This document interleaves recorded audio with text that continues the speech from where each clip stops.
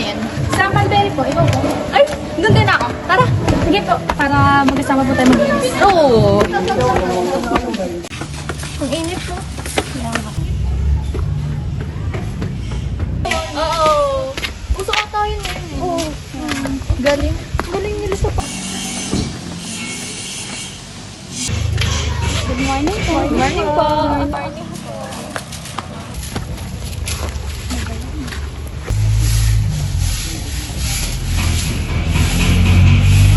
Ang ganda po talaga ng ambience dito, no? Ang sarap maglinis, ang peaceful. True, hanggang sa pakiramdam, parang nag-retreat na rin tayo kahit naglilinis lang. Kaya nga. Ate, oh, may libre po.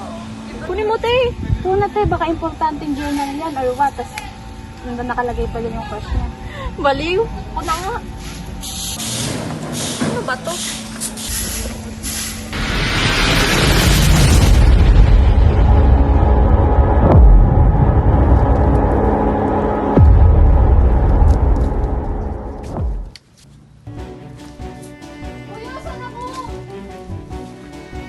Ate! Ate, asan ako? Ano lugar to? Ate!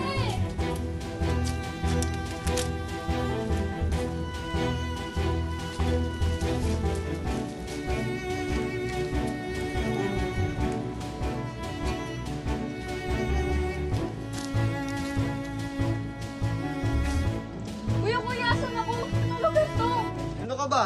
Ito ang oratorio ni Don Bosco. Tara na! Ate, laro po tayo dun, oh. Maligayang pagdating nila.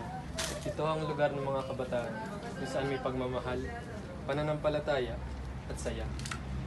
Kayo po si Don Bosco? Ako nga. Ito ang lugar ng mga kabataan kung saan walang naiiwan at walang nasasayang. O siya, Isha, maiwan muna kita. Sige po.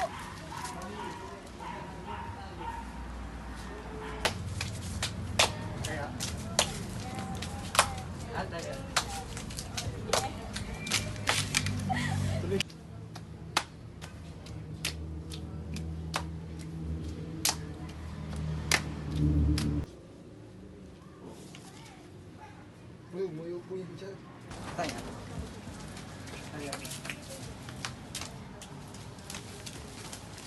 Ayos ka lang? Opo, Ba't di ka nakikipaglaro dun? wala lang po. Gusto ko lang po manood. Sigurado ka? Parang may bumabagabag sa'yo. Pwede mo akong kausapin kung gusto mo. Kasi po, wala na po akong pamilya. Iniwan po ako ng nanay at tatay ko sa may labas na simbahan. Maliit po ako noon. Akala ko po babalik sila. Kaya po minsan, naisip ko po, pinagawa ba akong kasalanan sa kanila? Ba't nila ako iniwan? Uy, ano ka ba? Wala kang kasalanan. Walang batang dapat na iniiwan. Lalo na kung ganito ka buti. Tara na. Magiging ayos din ang lahat. Pwede ba kitang yakapin?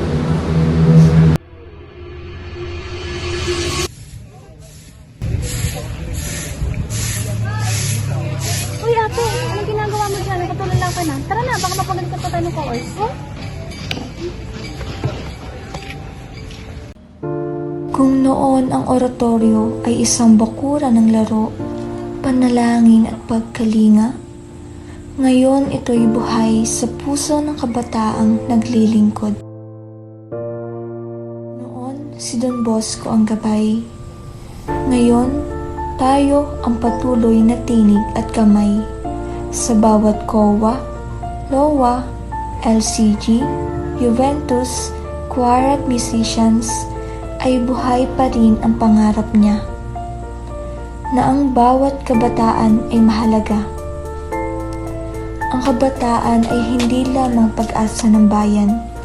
Sila ay kasalukuyan ng simbahan.